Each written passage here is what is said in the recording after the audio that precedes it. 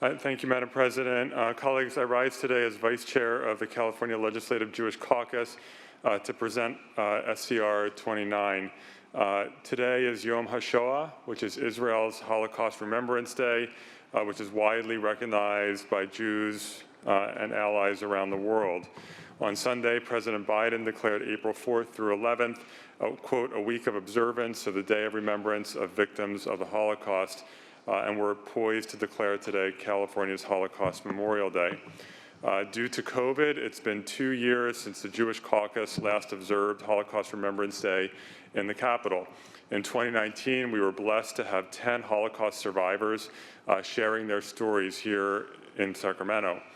We typically bring survivors up to Sacramento every year for 2 reasons: to honor their legacy and the sacrifice of those we lost, and because they serve as a living reminder of the impact of what happens when we let bigotry go unchecked. When survivors share their heart-wrenching stories, they open the most intimate window into what happens when we don't speak up against hate and bigotry. These are stories that anyone of conscience cannot ignore. But we're quickly losing the final generation of Holocaust survivors. Indeed, COVID-19 tragically has been especially devastating. In 2020, COVID-19 took the lives of 900 Holocaust survivors living in Israel alone. We don't know how many around the world. That's why we believe that opportunities to hear from survivors is so vital. We need to be the bearers of their stories when they are no longer around to tell those stories. Sadly, Holocaust ignorance is growing at alarming rates, with 2/3 of American millennials unable to identify what Auschwitz is, and nearly a quarter unsure if they have even heard about the Holocaust. As you can imagine, Holocaust denialism is growing within that information vacuum, and so too is white supremacy. In fact, our Holocaust Remembrance Day ceremony in this building 2 years ago took place just 2 days after the shooting at the Chabad synagogue in Poway, and 6 months to the day after the Pittsburgh synagogue massacre. It was a stark and sobering reminder that the lessons of the Holocaust are ever present today. Since then, we have witnessed more murderous attacks on American Jews in Jersey City and in Monsey, with record levels of anti-Semitic attacks nationwide. We also know that hatred is never isolated to one group. Just as countless LGBTQ people, people with disabilities, Roma and Sinti people were also murdered by the Nazis alongside 6 million Jews, we have seen similar spikes in white supremacist and hate-motivated violence targeting communities of color, immigrants, Muslims, and LGBTQ people in our country in recent years. And perhaps most present in mind for many of us, a year's worth of harmful language from our highest leaders on down has incited a significant rise in vicious attacks targeting the Asian American Pacific Islander community. Unfortunately, due to COVID protocols, we once again cannot have Holocaust survivors with us this year. Instead, we are making an effort to personalize today's ceremony in a different way, colleagues.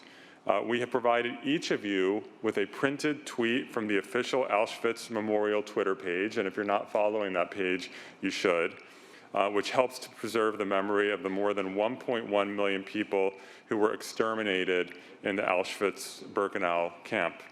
If you haven't grabbed it already, your framed photo of that tweet is waiting for you at the table across from the Maddie Lounge. As you'll notice, the tweet tells the story of a victim of the Holocaust who shares your birthday, a small window into the devastation that is often difficult to comprehend.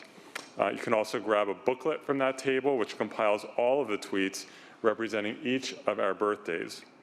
Colleagues, as you look at the pictures of those who we lost, please also join me in supporting SCR 29 to honor and remember all of the Holocaust victims and survivors, and to use the lessons of the Holocaust in our fight against injustice today.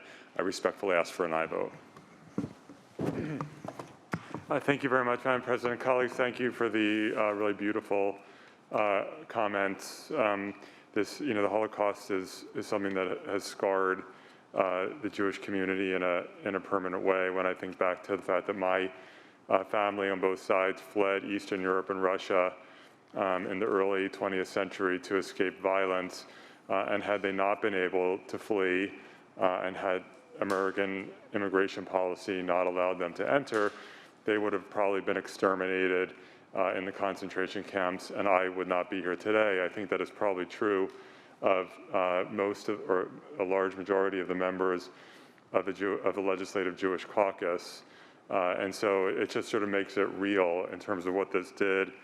And I'm looking at the tweet for my birthday, May 11th, who is a French Jewish boy named Alain Cartezou, who was born in 1935 in Algeria, and in 1944, so he was 8 years old, he was transported to concentration camp to Auschwitz, and he was exterminated in a gas chamber at the age of 8 years old with 471 other people.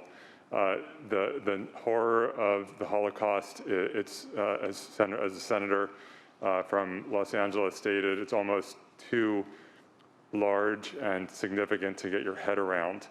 And that's why for so many people today, it's faded and it gets dismissed because it was just too big. That could never possibly have happened. And it's our responsibility to make sure that people never forget and that this never, ever, ever happens again. Respectfully ask for an aye vote.